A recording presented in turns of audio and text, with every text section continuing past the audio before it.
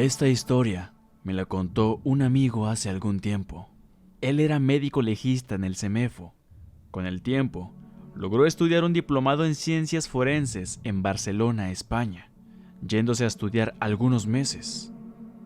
Al término del curso, logró acomodarse en uno de los anfiteatros de la ciudad, primero como auxiliar y después como responsable de área donde trabajó por mucho tiempo.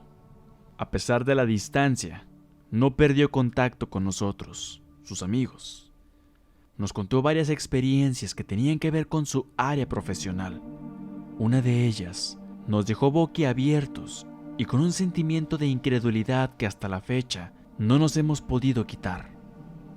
Él siempre fue un profesional en sus labores, además de no ser una persona que se dedicara a hacer bromas, mucho menos de su trabajo, ya que era muy discreto. Pero algo le inquietaba, y era precisamente esta historia que nos contó, más que nada para sacarlo, y quizá tener una opinión diferente al respecto.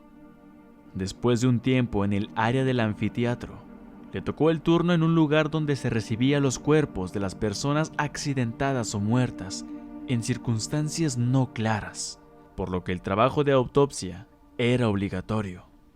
Esa labor se realizaba de noche. Había poco personal y durante su primer turno solo había un par de cuerpos sin identificar que requerían una exploración mínima. Después de terminar con el primer cadáver, se dirigió al área de descanso por una gaseosa y unos dulces para aguantar el sueño.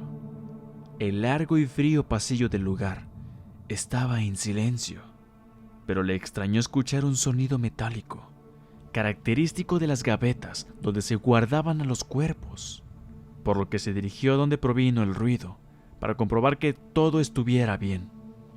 Ese sitio era particularmente especial, ya que ahí se guardaban los cadáveres que no habían reclamado, los cuales tenían un tiempo ahí, y su destino final era la fosa común, al no haber familiares que los reconocieran.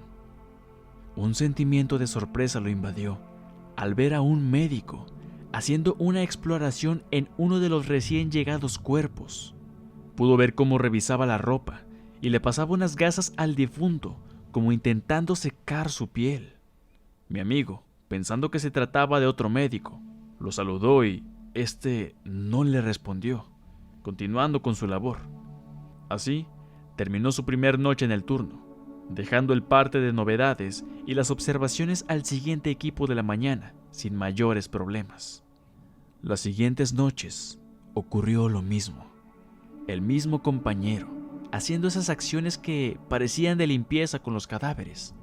Mi amigo, siempre atento y servicial, continuaba saludándolo, aunque no le respondieran. Lo extraño ocurrió cuando escuchó cómo el médico le hablaba a los cadáveres, como reconfortándolos. Eso lo hizo regresar sobre sus pasos para ver si todo estaba bien, y su impresión fue grande al ver que el hombre tomaba los rostros de los muertos para besarlos en la frente o en las mejillas con sentimiento. Eso le produjo algo de aberración al imaginar que el tipo tenía un problema o era uno de tantos casos necrófilos que se contaban en las leyendas de las morgues y que a veces resultaban ser ciertas. Un poco incómodo, se acercó a preguntarle el porqué de sus acciones poco éticas. El hombre no lo vio a los ojos, solo continuó con su labor de limpieza, pasando una gasa sobre la frente del muerto, para después guardarla en un frasco lleno de estas, que acomodó después en una gaveta. Estos muertitos son almas solas, gente que no tiene un destino. Hay que honrarlos antes de llegar a su viaje final, le respondió.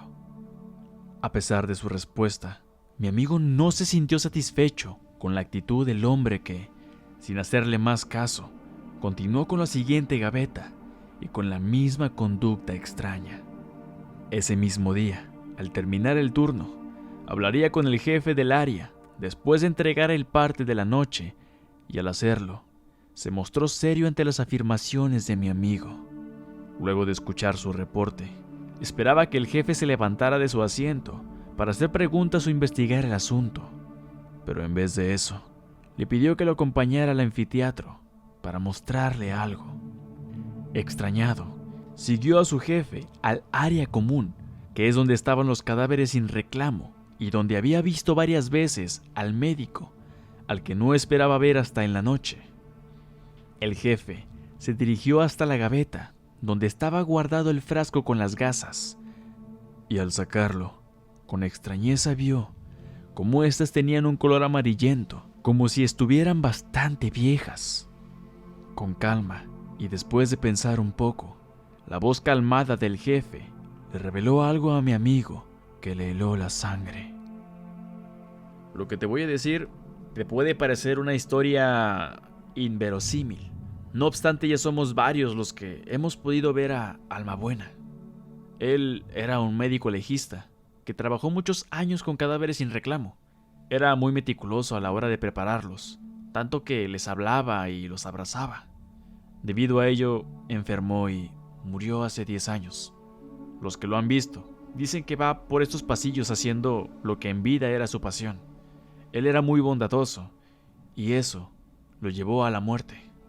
Te pido discreción y, si lo crees o no, acepto las decisiones que tomes a partir de ahora. Estas gasas, como puedes ver, son las mismas que Almabuena empleaba para limpiar a los muertos. Él sigue aquí y pensamos que es una manera de honrar su memoria, el tener este frasco. Te pido que continúes con tu trabajo. Si lo ves de nuevo, pásalo por alto y no lo cuentes. Después de decirle esto, mi amigo se quedó pasmado con muchas preguntas, mismas que no hizo. Regresó a su casa para meditar en el asunto, y ahí no paró. Por la noche investigó. Vio que en realidad él era el único médico del turno, y los demás colegas de igual forma solo iban por una semana. Algún personal de limpieza y vigilancia no había más laborando a esas horas. No quiso preguntar más. Tampoco indagar la identidad de Almabuena. Lo único que hizo fue cerrar con llave esa área común del anfiteatro y no hacer caso a los ruidos y murmullos que se escuchaban por la madrugada cuando salía a relajarse. Teniendo que caminar por ese pasillo, se le helaba la sangre y a veces sentía un poco de miedo. Durante el día no se podía apreciar bien la presencia. Solo durante los turnos era evidente que algo se podía sentir en ese lugar según sus palabras. Con el tiempo, terminó acostumbrándose, pero aún así, sentía un poco de respeto por el ánima. Quizá fue casualidad o consecuencia de trabajar con los muertos que nuestro amigo enfermó y murió. Su cuerpo fue enterrado en España. A veces, discutimos sobre la posibilidad que también haya sido reconfortado por Almabuena. Aunque él tenía familia, no dudamos que quizá esa ánima caritativa le haya dado el último adiós a nuestro querido amigo. Descanse en paz. Historia adaptada por Eduardo Liñán. Si te gustó la historia, no olvides darle a like y compartir. Suscríbete si eres nuevo en el canal. Activa la campanita para que cuando subamos nuevo video seas notificado. Mi nombre es Carlos Lozano y espero y puedas dormir. Esto es Leyendas de Monterrey.